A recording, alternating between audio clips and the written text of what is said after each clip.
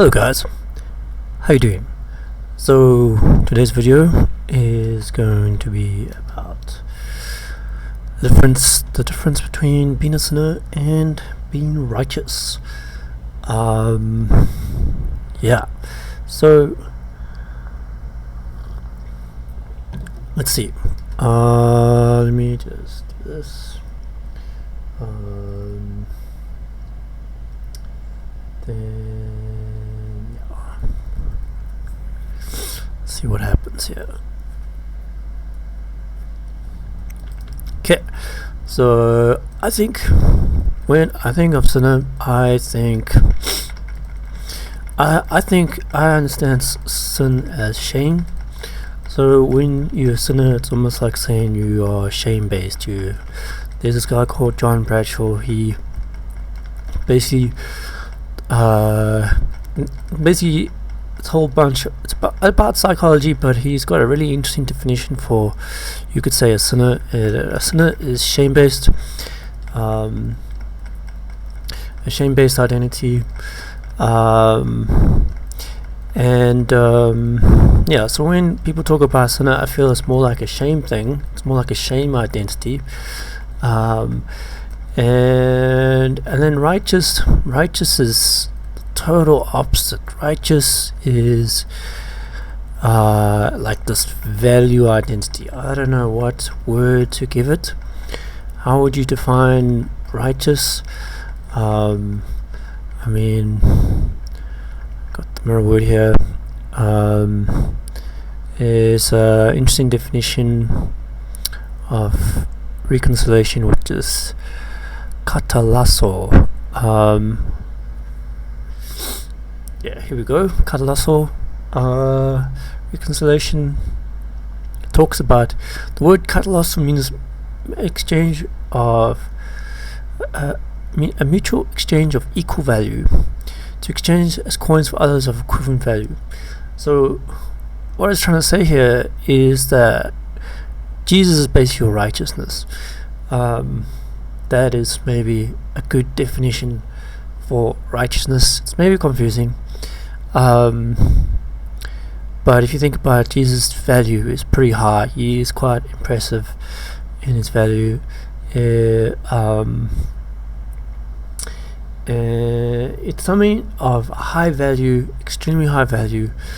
Righteousness is total opposite of shame. It's very hard to find almost. But it's like, man, I mean, you're basically worthy of heaven. You're worthy of the greatest glory. You are the Son of the Most High. You are a king. You're a queen. You gotta see yourself as extremely high value, because if you look in,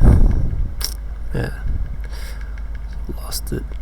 If you look in Romans 5:10, that's basically where it's from. Talks about reconciliation is katalasso. That's very hectic, because this guy Paul is busy trying to use this Greek word to explain like what God's trying to say, what he's trying to communicate about people, their value, that they are same value as Jesus, which is pretty hectic, pretty extreme. I mean, this is like the highest value you can ever imagine. There's no value above this value.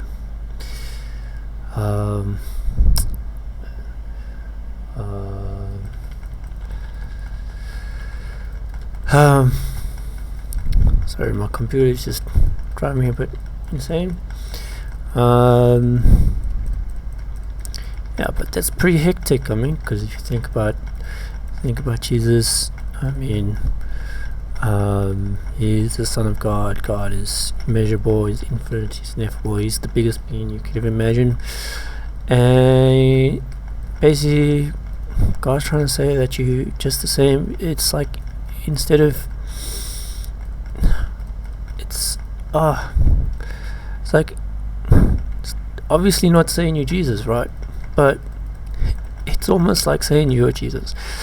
So that's how it was confusing, because I think you definitely want to make the distinction that you can't run away with that idea that now you're saying you're Jesus, but you have a value that's like Jesus, very similar to Jesus. When God sees you, He sees that. He sees Jesus.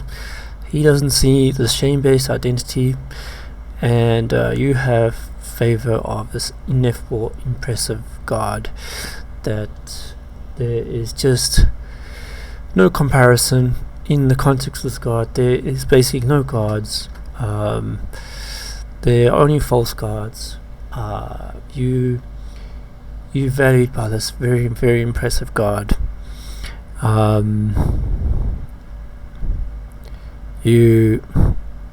do you even get into it? Basically, you gotta sort of keep on trying to understand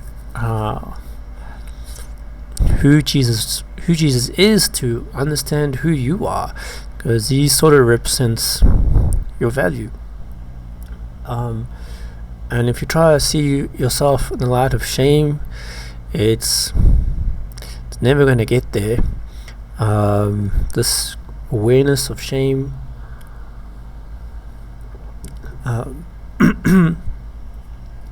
so man,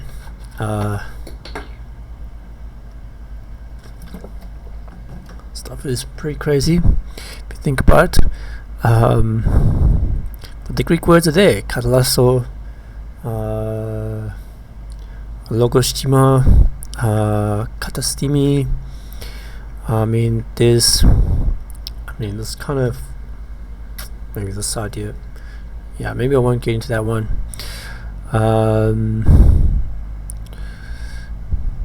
Yeah, this one, maybe it's a tough one to really get into it, but that's sort of the idea.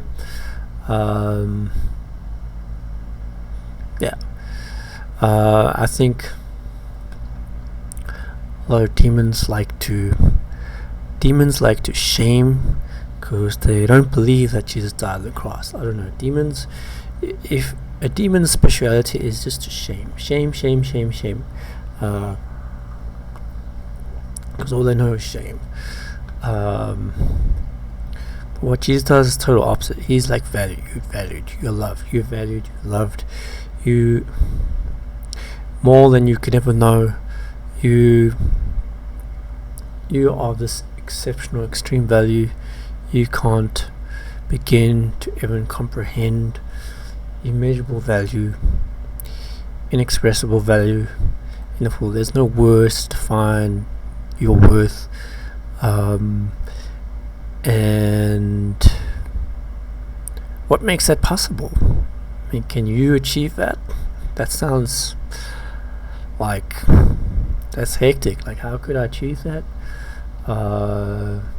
And if you check the mirror word, what does it say? Now that the act of reconciliation is complete.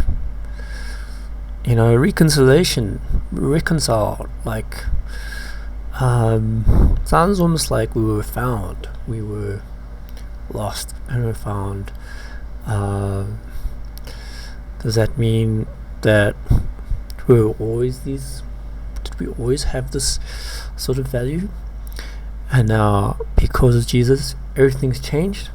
If it wasn't for Jesus, this wouldn't be possible. So this is pretty hectic, and I think maybe demons probably don't like this. I think they're probably really jealous. They would be really jealous about this kind of stuff. What is it? Our hostility and difference towards God did not reduce His love for us. In His death, our minds were rescued from our sense of unworthiness and separation. Now that the act of reconciliation completes life, and the God of us saves from. Now the act of reconciliation is complete. Is life in us saves us from the God of us to the uttermost. And katalasso, meaning a mutual exchange of equal value, third definition, to exchange of coins. they use their definition to exchange as coins for others of equivalent value. So that's pretty hectic that they've got the Greek word there. Let's look for katastimi. So the word katastimi means to cause, to be, set up, to exhibit. So it says in 19 that disciplines of one exhibits mankind's sinners or cause them to be sinners. So Adam, because of Adam, not because of John, not because of Jack, Peter, but because of Adam, humanity was made sinners. And then this is the obedience of another caused humanity to be righteous. So obviously that another is Jesus, Yahweh. And yeah, like now the act of reconciliation is complete. It's complete. It's done. It's done. So